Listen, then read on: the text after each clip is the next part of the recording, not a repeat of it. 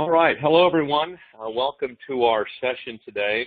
Our topic today that we want to talk about is how to make your gym more attractive to investors. I know we talk to a lot of folks that are looking to start a new project and they're looking for investment capital. We speak to a lot of existing operators that want to grow their business and take it to that next level, and they need investment dollars to do that. And I would even take some of this for you guys that are salespeople, that are personal trainers, that are managers, that are area directors. I mean, how to make yourself more attractive to the boss. Okay, you can tie much of this in the same manner. So let's go through this. Let's talk a little bit about this, and see if we can give you some good guidance on how to change some of these things. So here's number one. Surround yourself with experts. And hopefully that's one of the reasons you're right here on the site, is that, you're looking for, expert advice on how to do things. But, surround yourself with, great people, because solid advice is always going to be a great thing. Get yourself an advisory board of sorts, mentors, coaches, consultants, advisors. And it doesn't really matter. It could be a formal thing. It can be an informal thing. But really what you're trying to do is let other people know that you're aware that you don't know it all, and you've got other people that can help you see a bigger picture, and you're trying to get better, okay? So surround yourself with experts. Number two, be sure you know the problem. And whatever that problem is, that problem is in starting that new business, it's that problem with the existing operation and trying to expand, or if you're a salesperson trying to reach quota, what are the challenges? The challenges of a manager, okay? Make sure you know the problem, okay? Don't just start throwing out, proposed solutions and different ideas. I mean, this shows that you have a deeper understanding, of the target market, or a deeper understanding of your current situation. And when you know the problem, I mean, you'll be able to adjust. You'll be able to really pivot until you win. In a bit, it's kind of like, having a good plan B. If you know what the problem is and you've defined solutions, well, now you can have plan B and even plan C. Number three, be decisive. And this is going to work with every single thing you do. I mean, nothing turns investors away, more than a leader that can't decide. And again, if you're in sales, you're in management, anything of that nature, nothing turns people away more than people that can't make a decision. Make a decision, okay, and stick with it long enough, to give it a chance to prove itself, and then move on, okay? As the old saying goes, you want to be quick to decide, but slow to change your mind, okay? Number four, know the competition. Okay, you need to know the people and the companies that you're competing with. You need to know what their strategies are, and you have to make sure that yours is either better or it's different. Don't just brush off the competition by saying we're better, because what you want to do from an owner standpoint for a new gym or for an existing, hey, what are you doing that the competition is not? Okay, and even from a salesperson perspective, a personal training perspective, a management perspective, what is your uniqueness? What is the difference there for you? Make sure you know what it is, and how are you better than somebody else? How are you doing something different? What are you bringing to the marketplace that nobody else is? Number five, you want to take really a leadership role in this. You want to have a clearly defined position in the market, and you want to be out in front, okay? You want to be the most accessible. You want to be the most exclusive. There's many ways you can position yourself. There's many ways that you can position your company. Just make sure that you have one, and make sure you own it. Don't try to be all things to all people.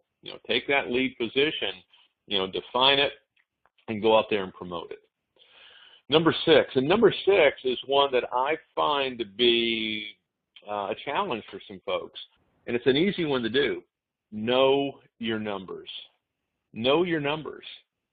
Okay, just like you know your birth date, or just like you know your social security number, know your numbers in your business. I mean, what is your payroll percentage to your base operating expense? What's your reoccurring revenue compared to your base operating expense? What's your payroll percentage? How much are you spending on marketing? What's our closing percentage? How many sales do we need a day, and how does that equate to appointments and outbound calls and leads collected? What's our set percentage on phone inquiries? What's our show percentage? You need to know all of these, okay? Whether you're out there as that owner attempting to gain investment dollars, because you'll be quizzed on this, and these are things you have to know. If you're a salesperson or manager, you really can't get better unless you know your numbers. Number 7, go for big wins. Go for big wins, okay? Focus on things that move that needle the most, okay? What's going to change things for you? If you're looking for investment dollars, focus on specific things that are going to move this needle. What are things that you can do immediately to move that needle? As a new club owner, as an existing club owner, what can you do as a salesperson? What can you do as a manager? I mean, some of these things, that the needle doesn't have to move a whole lot sometimes to give you a big difference in production. I mean, can you come up with a way to get one additional sale per day? Heck, just by, understanding that the ideas behind follow-up and hopefully listening to other sessions, on the on-demand product here, understanding how to properly do follow-up. I mean, that can result in an additional 20% in business if done properly. But what if you just got one sale per day?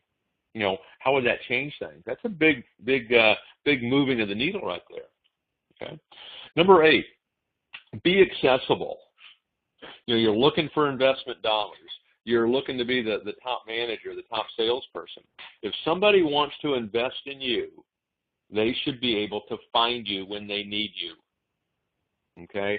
And depending on where you're at, make sure you're using plenty of platforms, because finding you isn't necessarily always just picking up the phone or meeting you in person. They might want to find you on LinkedIn. Maybe you have a website that's promoting what you do. Maybe you're active on a Facebook page or some kind of a group. There's a lot of ways that this can be done, but understand that you need to be accessible, easy to find, and when they find you, let's make sure it's good quality information that they're finding and not some things that you'd rather not be seeing. Number 9, stay educated. I mean, this one's crucial. You need to know as much about your industry, as much about your company, as much about, the growth and the changes, as much about your target market as absolutely possible. You have to continually be learning. I think this is one of the hallmarks of anyone who really has a lot of success, is that they're a continual student of this. They're a student of their marketplace, a student of the industry, a student of sales, a student of fitness. Okay? They're continually looking ways to grow. You want to know what are the latest trends, okay? And have an opinion, have an educated guess about where things might go. I mean, understand some of this. These are some of the things that's really going to set you apart with many others. And then our last tip on how to get this done, with investors or with the boss, is get in the spotlight. Okay, have your company or you, okay, become visible, in an authoritative sense. Press releases, writing articles, speaking engagements. All of these things are going to be fabulous for getting you in the spotlight and really showing you as the authority in what you're talking about. But the same thing can happen for you as a salesperson, for you as a trainer. Do the same thing.